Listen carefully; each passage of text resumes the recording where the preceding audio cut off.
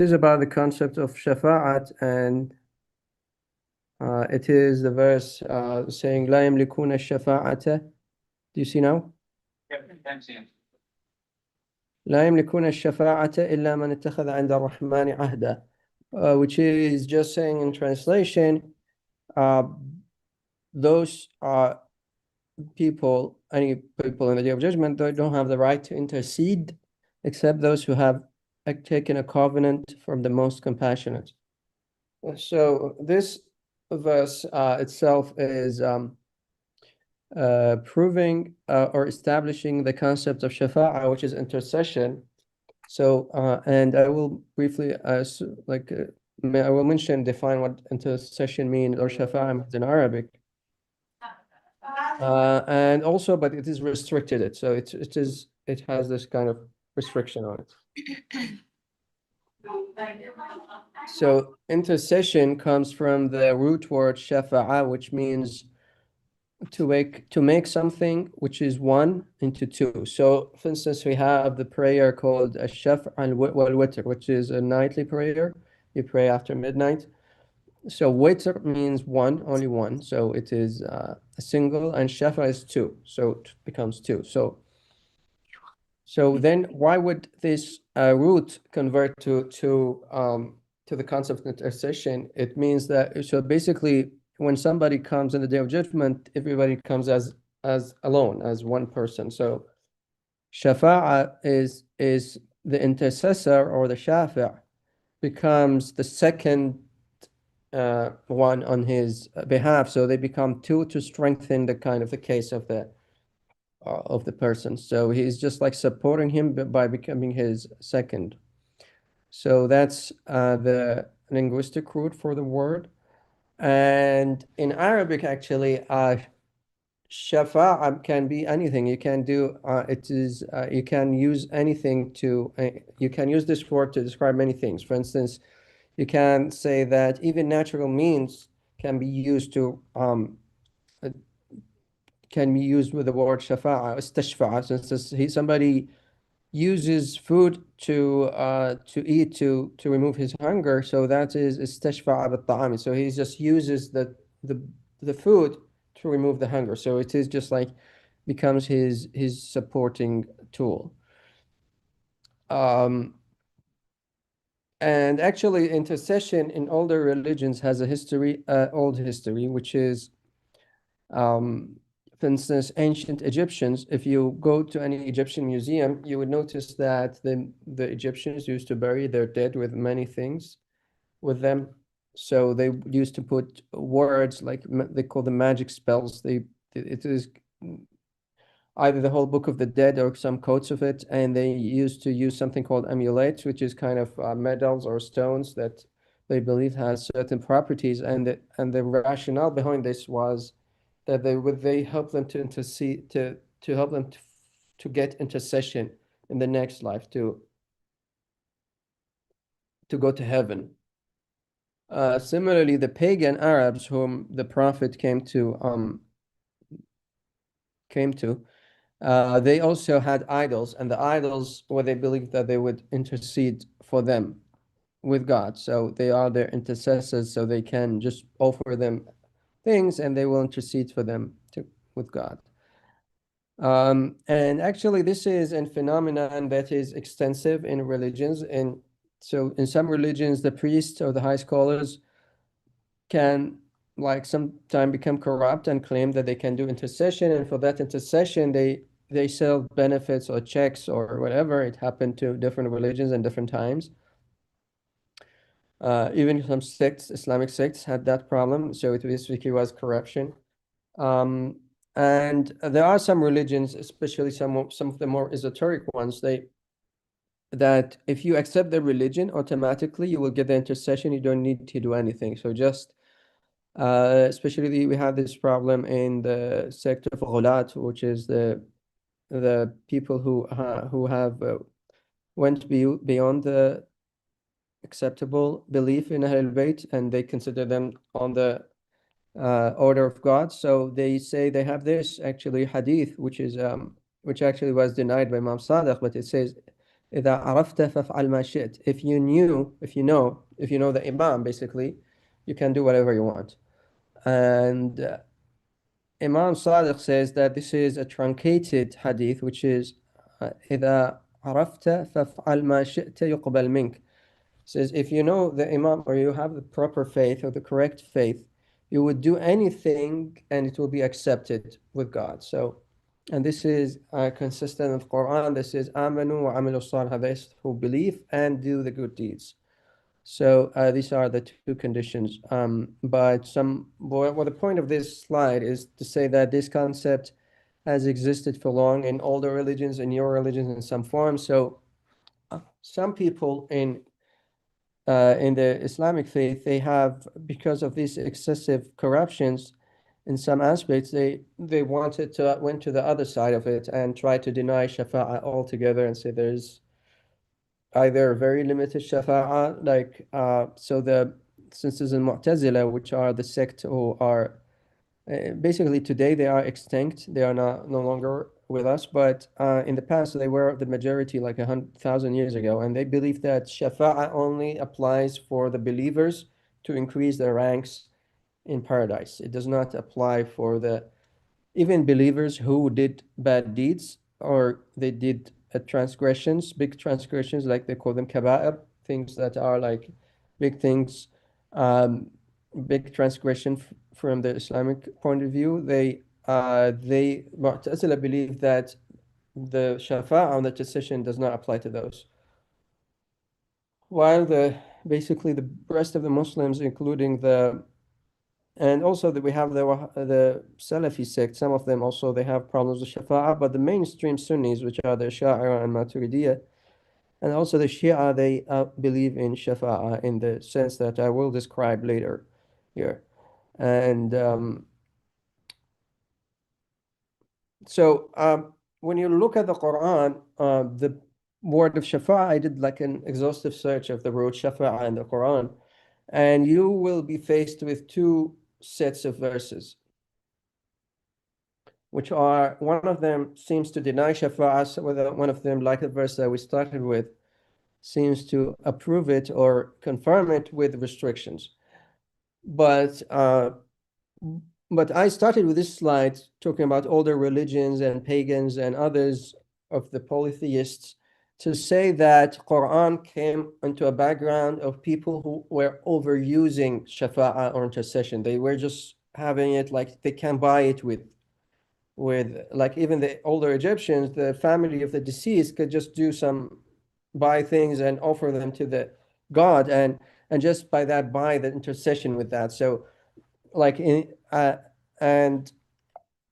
Quran says that it tries to restrict it from that atmosphere. So this is the verse that says that you come to us bare and alone as we created you for the first time. You have left behind you all the things we bestowed upon you, and we don't see with you your intercessors. So this is basically saying that whatever you do with these intercessors, when you come into their judgment, you come face God alone. Nobody is with you, and you just have to answer for your deeds. So this is obviously talking to the mushrikeen, because it says we don't see with you your intercessors whom you thought to be partners in your affairs. So these intercessors, these polytheists, believe that these intercessors actually they have some kind of partnership with God in either in the management of the affairs of this world or the intercession in the next after. So they have some real authority.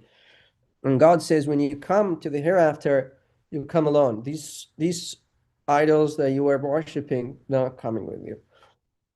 But does this mean that there is no intercession at all? So we look at some other verses, and I collected them in two. So these two slides have a lot of these verses that seem to deny shafa'ah. But so the first two verses, the first one actually comes to the context of Ahl al-Kitab, of the people of the book, and for them. We have in the Quran, they say that we are the children of God and we are his beloved. And then God tells them why, if you are the children of God and you're his beloved, why does he punish you for your bad deeds? And then similarly, he addresses them saying, guard yourself against the day when no soul will be of any help to another, no ransom will be taken, no intercession accepted, and no help will be given. This is intercession. So the proper translated, they will not benefit from intercession. And as we have seen in the first, in the beginning, there was the ayah or the verse about the intercession with conditions. Here, in order to reconcile these two verses, and there are many other verses that approves or confirms shafa'ah. There is a concept called umum that is yukhassas, which is that something that is a general statement, but it has some restrictions that come into it. So here, there is in general, for somebody, there is no independent intercession.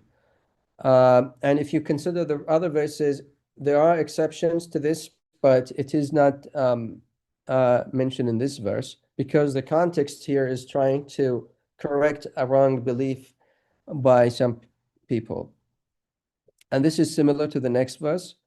So he's saying that shafa'ah by itself, you cannot rely on it. So basically, that's what the message here is. And I will reaffirm this later, that when you go to the day of judgment, you cannot rely on shafa'ah. Shafa'ah is something that might happen to you and might not happen to you. And you have to rely on your own deeds, and shafa'ah comes as something extra later on. And actually, people argue that it comes at the end of the day of judgment. So you come to the day of judgment, it has many stages. You come and they show your actions, and you get you through hisab or through accounting and everything. And this is a very difficult day. And shafa'ah happens at the end. Everything has been accounted for, and you have been sentenced either to Jannah or to hellfire. Then possibly there will be shafa'ah, but you cannot rely on it. So that's the interpretation of these verses when you combine them with the other verses. So these are the first two verses. The next verse is basically saying that apart from God, you don't have intercessor. So this does not deny that with the permission of God that you can have a intercessor, and that we'll see in the next verse. And similarly, the same expression appears in the fourth verse in this slide. Similarly to this verse, مَا لَكُم مِّن دُونِ اللَّهِ, so apart from God, you don't have intercessor. The next one says intercession is ultimately only to God. And this does not contradict the other verses that say that shafa'ah can be permitted by God and given to other intercessors. And then he says here that the zalimin, or the wrongdoers, they don't have friend or an intercessor, and these people are basically a subset of the wrongdoers. We will see later that there are wrongdoers who can be eligible for shafa'ah, and there are wrongdoers who will not be eligible for it. And there is the last verse is actually says, it describes a group of people. I will go back to this verse later. So it lays out some conditions where people did some bad deeds, and for this group of people, they're not going to benefit from the intercession of the intercessors. Any comment or remark? Any comment or question, perhaps? So, okay, if there's no, I will go to the next set of verses. So this set of verses actually affirm a kind of restricted intercession. So this verse is saying that, that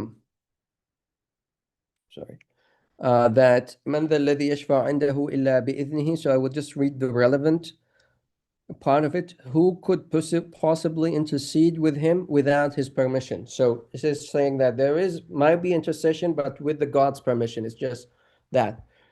And the next verse is مَا مِن شَفِيعٍ إِلَّا مِن بَعْدِ إِذْنِهِ. There is no intercessor except with his permission. Next verse, which is we started with, which is only the people who can intercede are the people who have a covenant from the most compassionate. Also, the next verse is لا تنفع الشفاعة. The intercession is not doesn't have any benefit except for people who God granted them permission and accepted their words.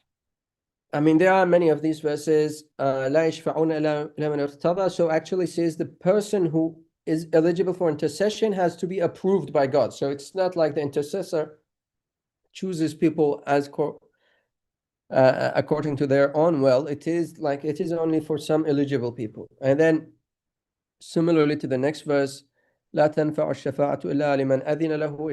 It is only beneficial for whom God has gave permission to.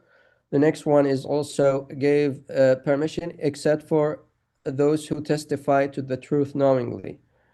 And similarly the next verse. So this is kind of a theme here, that it is whenever shafa'ah comes here, it comes always with condition, which is a condition that God has to permit it. And the God is very clear about this in the Quran, because this was this background of this abuse of the concept of intercession. You can't buy intercession. There are like invalid intercessors, like idols, etc., and so on. So this is another verse that they will know friend or Mawla. So Mawla is more general than kin. So it is just like a friend or a part or a leader or anything. So they will not benefit except for who God have mercy on. And we'll see that shafa'ah is actually a concept that is related to mercy.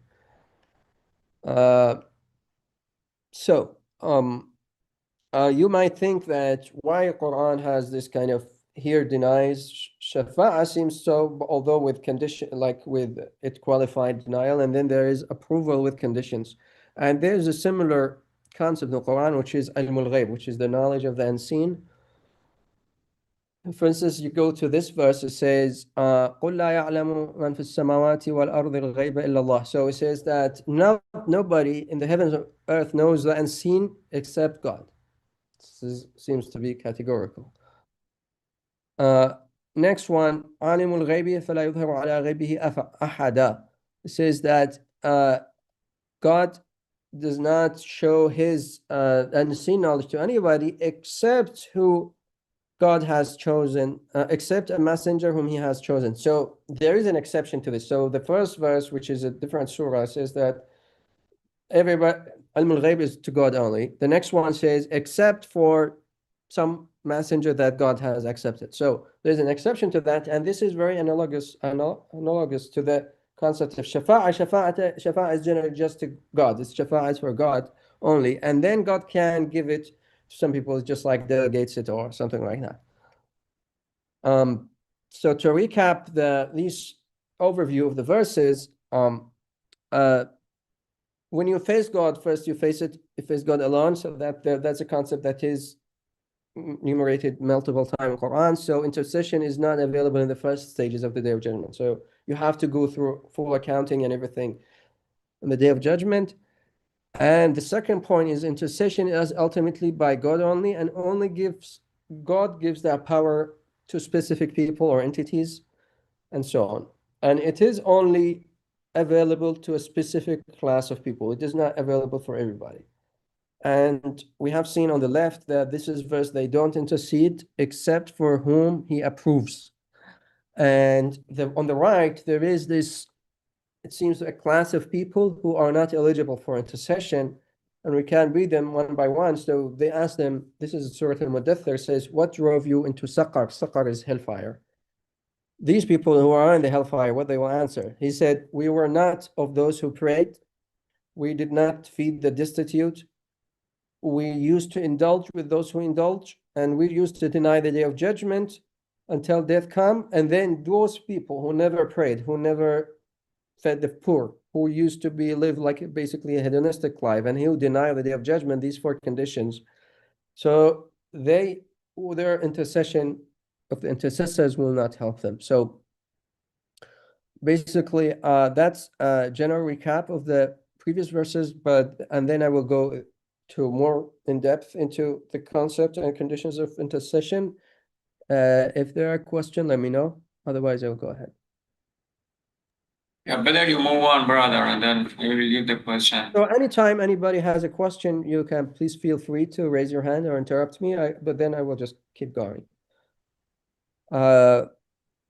So there is, like, first we need to understand the concept of intercession, and the Allama Tabatabai is actually one of the people who wrote extensively about intercession in his Tafsir al-Mizan, and also he has other books. One of them is called Kitab al-Insan, which is the book of human. And I am basing mainly my discussion based on his discussions. So what first thing is he says is that intercession, which is the waiver of the punishment, is complementary to the action of the human. It's not independent of it. So a human comes, intercession does not work arbitrarily. So the second bullet says the effect of the intercessor is not arbitrary. There has to be some suitability between the person who is a subject of the intercession and the intercession.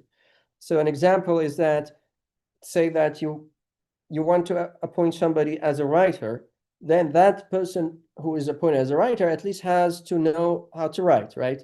So there has to be a suitability, like a person who is illiterate cannot be, like, there is no intercessor who is going to assign an illiterate person to be a writer. So similarly, he says that, or the concept of intercession here is that the person coming for intercession has to have some qualities to allow them to be interceded for. It's not like intercessors can do intercession out of thin air and without any ground for intercession. That's the first point he makes. The second point is that it made out of 3 points, is that the intercessor does not deny the godness of God. So here, think of an example of a person who did a big violation of morality or some Islamic rule.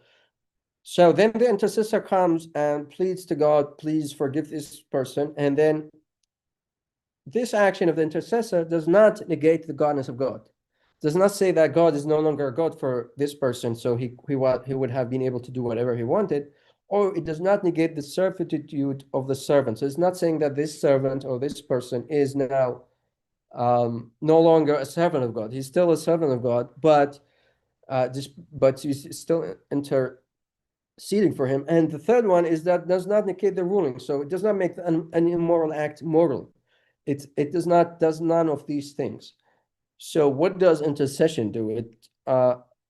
It is limited to invoking either one of these 3 things. The first one is aspects in God that invite forgiveness. So remember, God is the Shadid al-Iqab. He is the punisher, but also is the Ghaffar. He is the forgiver. He's the Kareem. He was the generous. So God has these different aspects, the Asma al-Husna, and the intercessor is trying to invoke the forgiveness aspect, the mercy aspect, rather than the justice aspect or the punishment aspect. And also so that's the first thing that the intercessor uses, which is in God. The second is in the servant. And this is, why we said that the servant does not apply to all people. The servant or the person he's coming asking for intercession has to have some aspect in them that make them suitable for intercession, which is that they have to have some quality. We'll see later that they have to have some good aspect in them, like they have some good beliefs, some desire for the good. They used to regret their bad actions, even though if they didn't do full repentance, they had some sense that they wanted to be better, but they couldn't. So that's some aspect of the servant that invite mercy. So if somebody, like the examples in the verse, it's somebody who is an abject denier of morality and did all immoral acts, committed all heinous actions, and never thought for a second that these are bad actions, and then this kind of person is kind of sort of impossible to intercede for them. But some person who has some mixed actions, mixed good and bad, and has some good faith, that might be eligible. So that's the aspect in the servant that invite mercy. And the third thing is aspect in the intercessor himself. The intercessor who is asking for the forgiveness has to have some qualities that God has. We said that God has given him permission or has him covenant with God. And one of the thing that all Muslims agree on is that the Prophet Muhammad sallallahu alaihi wasallam is one of the it is God has given him permission. So, and there's this verse that God will give you until you will be pleased. So, وَلَسَوْفَ يُعْطِيكَ رَبُّكَ فَتَرْضَى, and the tafsirs come and say this is maqam ash-shafāʿa, that the Prophet will have this kind of ability to intercede with people, given the two previous aspects. So these kind of three conditions that you need to have. And I just want to also emphasize further that the intercession does not negate, but rather, according to the technical words of ulama Tabatabai, they do something called hukuma, and I translate it as prioritize. So first, that shafa'a is not an independent cause. We already established that. It is only a mediating cause. It is mediates between God's forgiveness and the subject of forgiveness. And still God, as the verses, lillahi shafa'atu jami'a, God is, shafa'a is altogether for God, and it is from God for two aspects, because of two aspects. One of them is because God is the merciful, the generous, etc. So intercession suits him in that aspect. And the second thing, which is also very important, that God himself created the law of intercession. It's the verses themselves, they say, يَشْفَعُ إِلَّا بِإِذْنِهِ. God has given permission in some conditions for intercession. And that's why these two aspects means that God is actually the intercessor ultimately.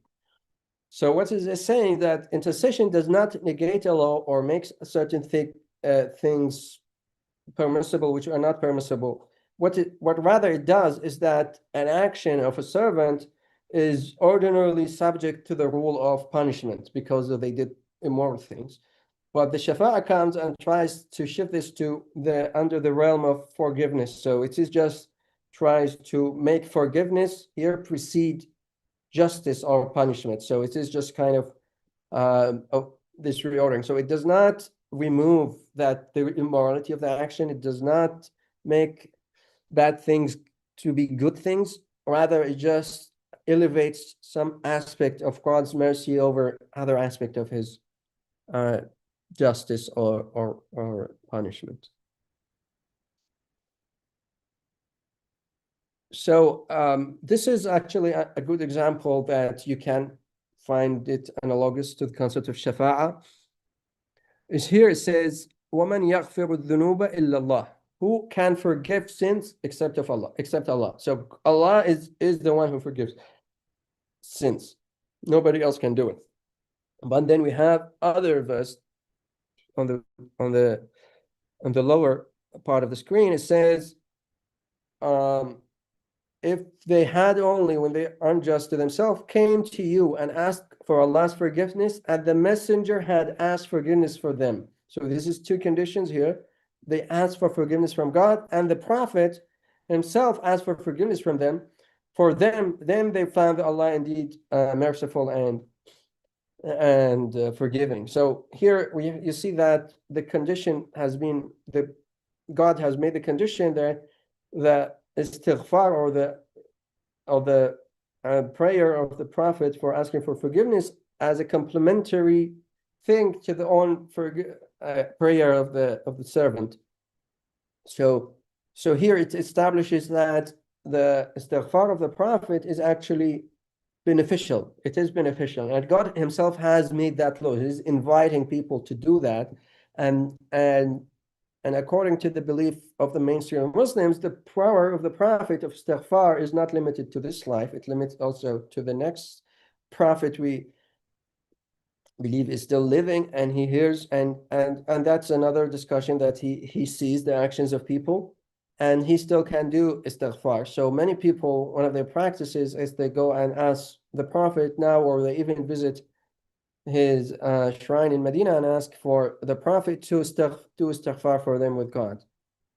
But as you can see on the left side of this is that this power of the Prophet does not apply to everybody, not everybody is eligible for that. So there are some group of people which were in the time of the Prophet, there are munafiqeen, which are the hypocrites. It says, it is equal to them whether you pray for their forgiveness or not. Allah will not forgive them, and God will not guide those rebellious transgressors. So there is this group of people who are rejectors, who are enemies of God in that sense. And these for them, the istighfar of the Prophet or the asking for forgiveness by the Prophet will not benefit them at all. So you can see this contrast between these two aspects. So there are a group of people that will benefit from the maghfirah, istighfar, the asking for forgiveness by the Prophet. There are other group of people who will not. And this is the same thing with shafāʿa. Shafāʿa, there are people who can benefit from shafāʿa, other people who are never going to benefit from it. And even the Prophet will not offer it. So basically the Prophet offers shafāʿa only if he knows that the person is eligible for that. So that concludes our conception of shafāʿa, what it means. And then we come now to some objections that people have raised across on shafāʿa. So next, one of the objections people say is that forgiving the transgressor by shafāʿa is either a just action or it is an unjust action. So they say if forgiving the servant by intercession is just, then the ruling was injustice. So there's here a typo. The injustice should be one word. So it says that if the ruling was just, why would you not punish him? If it was unjust, why would you forgive him? So it is kind of this argument that then the ruling itself, the moral ruling, was not valid.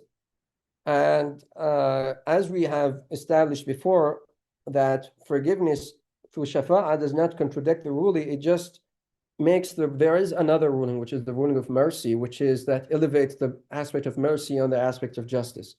So there's this hadith al-Qudsi of says, my mercy has preceded my wrath.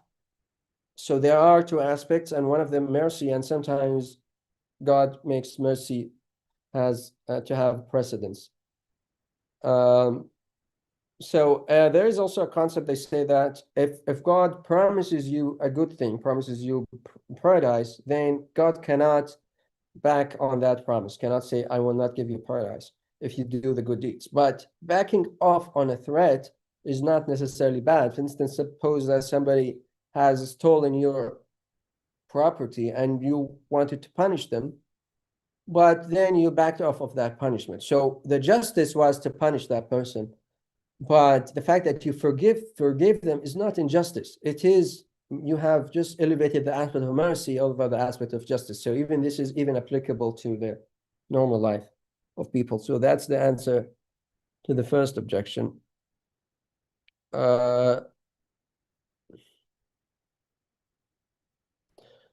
here is, for instance, a more elaborate discussion of that. So for instance, when God has asked Ibrahim to sacrifice his son Ismail, both the command to sacrifice him is justice, because God trying to bring out something from the being of Ibrahim into in the realm of action, which is to obey God, and this elevates his actions. But also if God didn't ask him, because that could have been also justice, because God could have reached that same result with other ways. So it's just like this different kind of aspect to it. And also for intercession, if somebody violates a ruling, so if somebody, there are three possibilities. The first one is that there are people who reject God, and they are punished by violating that ruling. So they are going to be punished. The believers who going to adhere to the ruling and they're not going to violate it, they are going to be granted extra reward. So we have in the Quran that somebody who does good thing, he will be granted 10 times that. And then there are believers who are mixed good things or bad things, then they might be granted shafa'at or amnesty by virtue of their belief. So this grading of this, and you can see that this does not mean that there is injustice in this, that this is just the ruling still applies, but it is in different aspects. It's like if you teach a course, and basically Shafāʿa does for the Ba'alim is just like you curving up the grades of the students up, and so they have some good grades, and this allows you to base their original grades and use that to curve them up. But if somebody has a 0 in their exam, you cannot curve that up. It's going to stay a 0. But if somebody has some grade, then you can curve it up and make it even larger.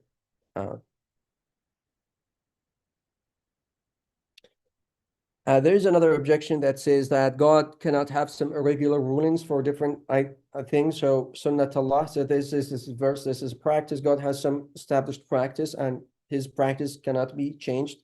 What is they saying? That if God cannot punish somebody and then the other person forgive them through intercession, but this also forgets that God's laws are not unique ones. So there is a God of this ruling, which requires either justice by punishment for violating it, but there is also the ruling of the mercy, and we have established that that you can have elevate one over the other, and also there are the tradition, the rulings of God, his practice in action is not. It depends on his sifa or the attribute they are utilizing. So, for instance, there is the attribute of God of the muntaqim, or the vindictive. And for instance, when a tyrant dies, that's an realization of the aspect of God, which is the vindictive. But if somebody who is sick and is healed, then this is a realization of the aspect of God, which is the healer.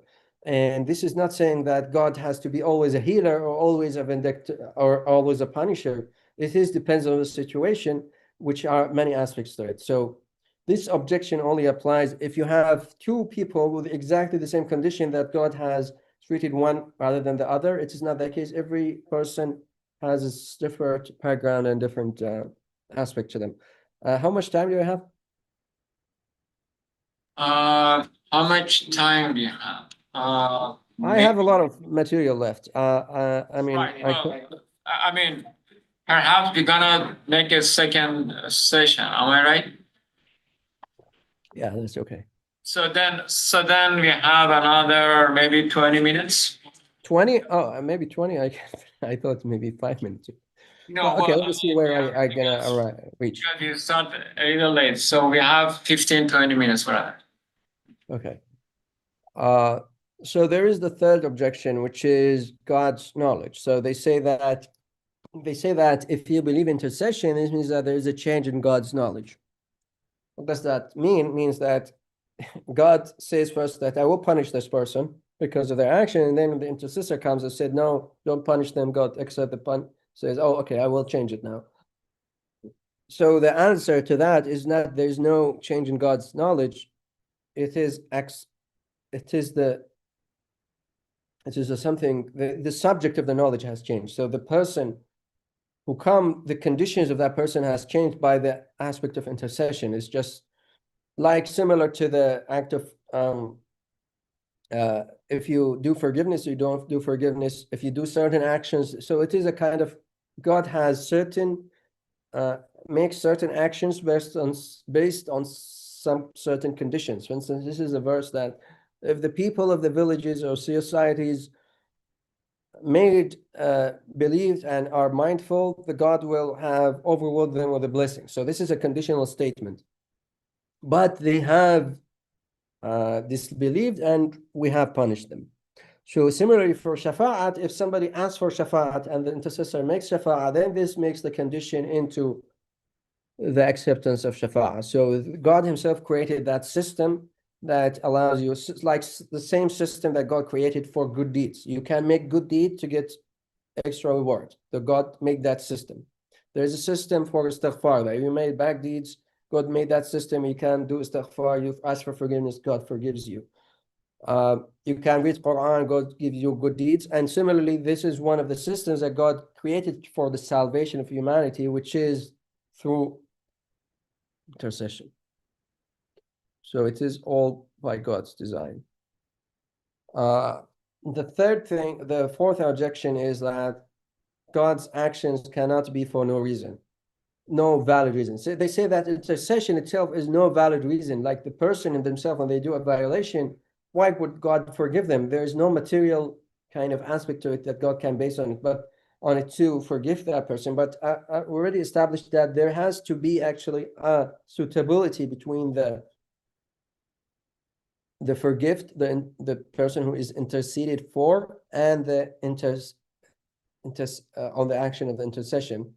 And so that person has some good actions. And as we mentioned, that it has that the intercession just amplifies the good aspect on it and minimizes the bad aspects. But if somebody has almost all bad aspects, then it will not work for them. So for instance, there's this verse that then the most evil was the end of the evildoers for denying and mocking the sign of Allah. So somebody who does there's this concept: if you do some bad actions and you go down that route, they will encompass you and we will no longer see the light and you will become an evil person.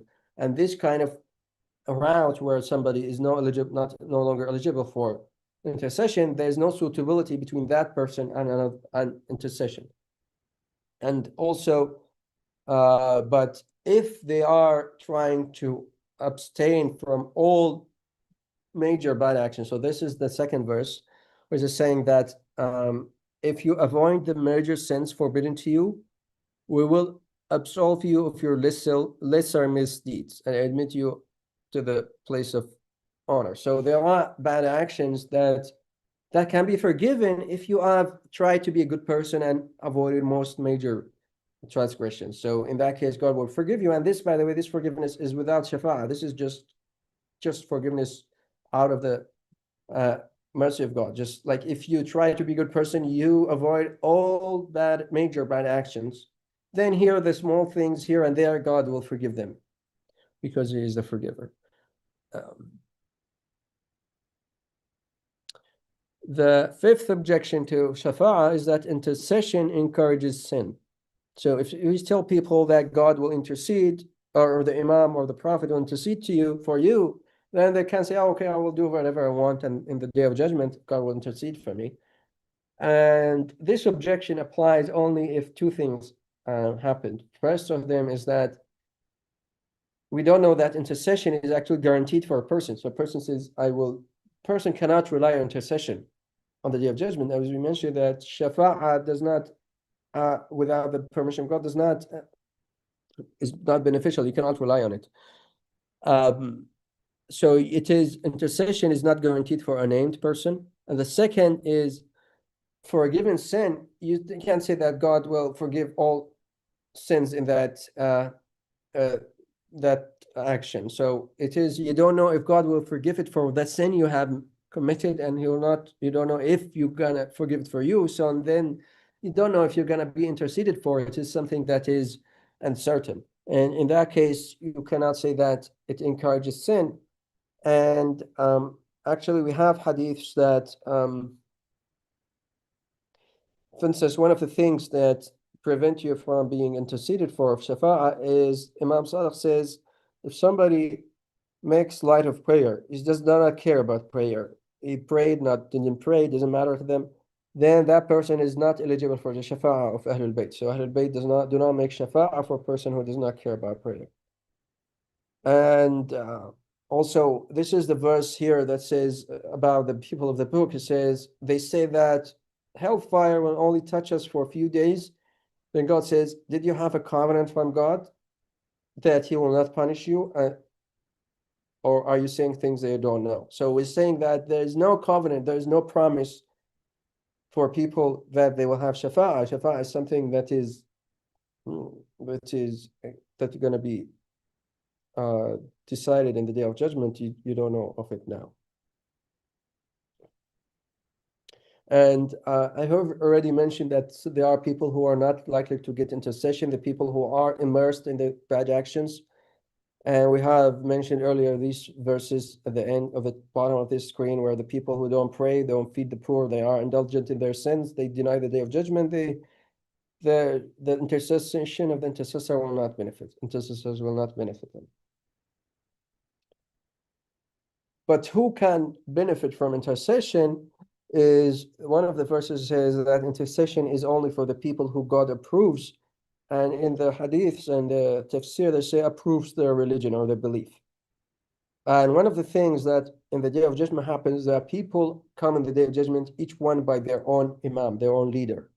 يَوْمَ نَدْعُو كُلَّ أُنَاسٍ بِإِمَامِهِمْ. Be aware of the day we will summon every people with their leader. And whoever given their record, the right hand will read it happily and will not be wrong, even with the width of the date stone. So what is saying that if you have a leader who is a good leader on the Day of Judgment, that is, you will gonna go with that person. And this is, it's like maybe a necessary condition to have increases your chance of getting intercession. So in the hadith, we have, for instance, that the people, when they do a bad thing, they have some kind of regret for the bad doing. It's not like they normalize bad actions and it doesn't matter to them, they do good action or bad action. No, even if they don't repent fully in this life, their heart, they know they have did a bad action, and these people might be eligible for intercession. So who are the intercessors? The intercessors are many of the, they are, I mean, I listed some of them here. So one of the basic intercessors is the good deeds. So basically God has created a system where your good deeds will intercede to you in the Day of Judgment. This is a thing that is accepted by almost everybody. That says if you believe and do good deeds, that's in the Quran. Amanu wa amilu salihat comes in many times in many verses. The second is repentance. If you do istighfar, God will forgive you and elevate your status. And we have seen the third thing is the prophet or the saints, the imams. This is, we already mentioned this verse that God, the prophet can make istighfar for people. God will forgive them. And the angels also, the last verse is some angels, God give them permission to do istighfar. And we have also in the hadith that even a normal believer, if he's a good person, made ash-shafāʿa or intercession for few people, maybe, or it depends on their stature.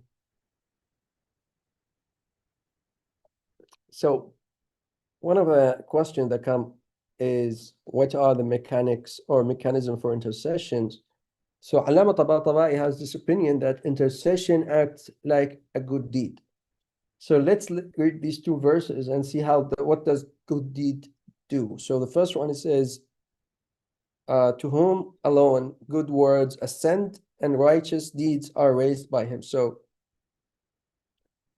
you have good heart, you have good belief. So qalbun salim, the Quran says a sound heart, and the good deed will elevate your good heart towards God. So it is like a kind of thing that allows your good heart to take you over to the heavens, to the Jannah, to the paradise.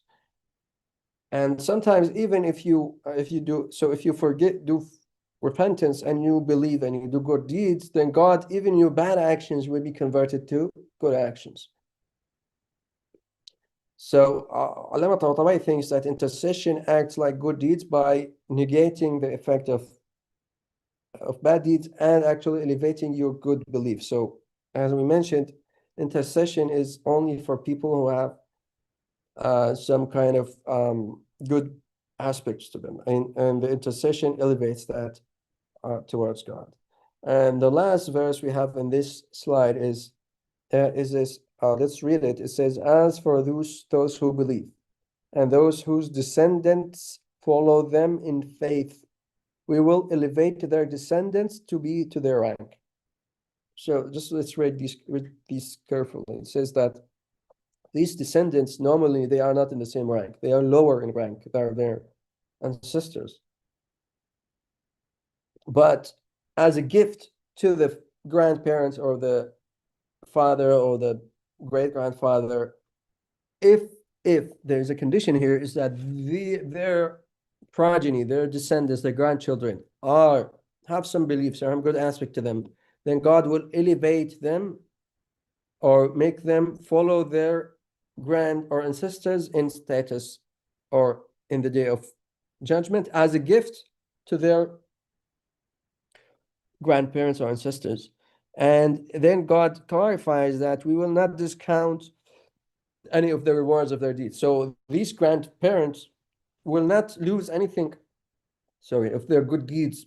It will not go to their grandchildren. It's just basically that these, as a gift to them, they will go up. So this is similar to the concept of shafāʿa here, is that it says gift to these people that God makes it to the grandparents, the good grandparents, that they're good grandchildren, which are maybe not as good as them, that they will follow them in the day of judgment. And this is similar to the point we raised, that the prophet is kind of the spiritual father of this ummah, and he is also, as a gift to him, God will make the people, the good people in his ummah, follow him by his intercession. So this is a similar concept to that.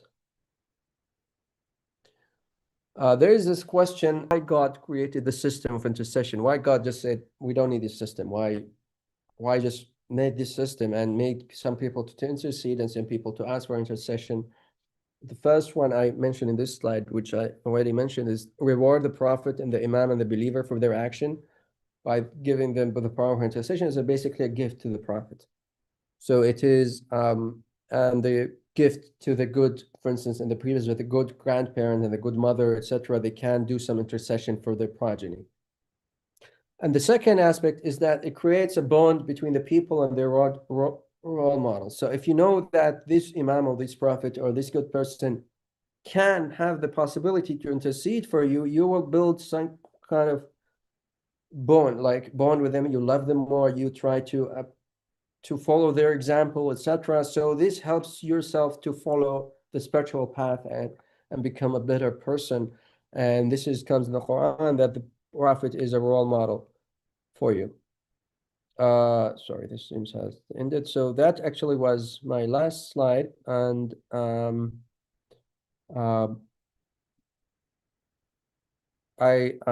mean, I just finished. Yeah. So if you have any other questions, let me know.